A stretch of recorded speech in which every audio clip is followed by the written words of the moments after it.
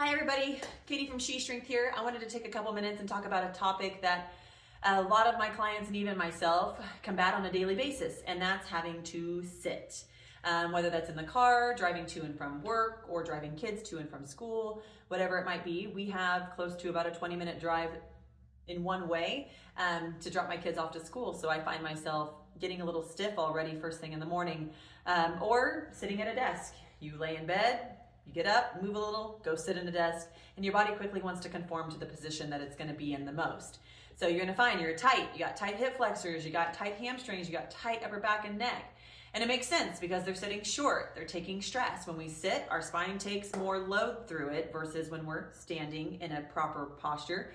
And then when we sit, because it is harder to sit and maintain posture, we get into bad posture. And so again, we get a lot of upper back tightness, low back tightness, glute weakness, abdominal weakness, because we've got this tug of war between our muscles, and it's all in a sense of trying to gain stability. Of course, one of the top things we're going to tell you is we need you to move, but say you can't, like say you have to work. There are two top things that I like to focus on for myself and encourage my clients to do for themselves on a daily basis, multiple times a day even, because we don't realize how caught up in our head we get and how out of sync with what's going on in our body. So the top one is going to be breathing.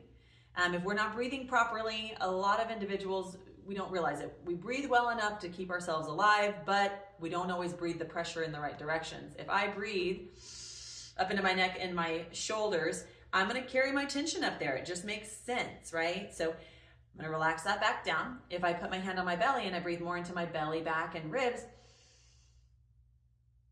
I'm going to manage my pressure much better. I'm not going to create that tension up in the neck and shoulders. So breathing is going to be one of the top things, and not everybody does it right. So you're like, Katie, how do I do it right without having to think too much about it?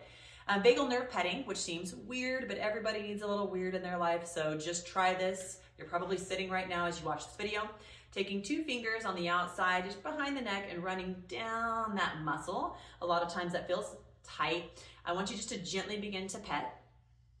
And breathe in your nose and out your mouth. And quickly become aware of where is your airflow going.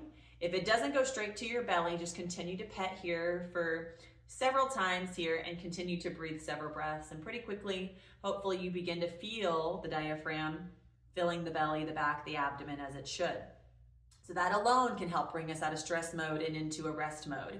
Second would be checking in with your body, right? That mind-body connection, like, am I tensing up? Am I clenching my jaw? Am I shrugging my shoulders? Am I clenching my hands as I'm driving the steering wheel?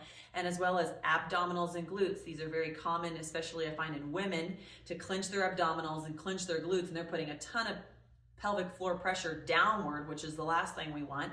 And then again, a lot of stiffness up into their neck and shoulders. So let it all melt. Let your belly hang out. Let your glutes melt to the side and let your shoulders drop down. Check in with your jaw. Sometimes we can't let go very easy, so one of the biggest things you can do to get yourself to let go is squeeze as tight as you can. Squeeze, squeeze, squeeze, squeeze, squeeze. Shoulders, glutes, abdominals, anything you can, and then as slow as you can, just kind of begin to let it go. So again, just checking back in with, are we breathing appropriately? Am I carrying and creating tension on my own because I'm all caught up in my head and my thoughts? Take a couple minutes, several times a day, to check in with your body and breathe right.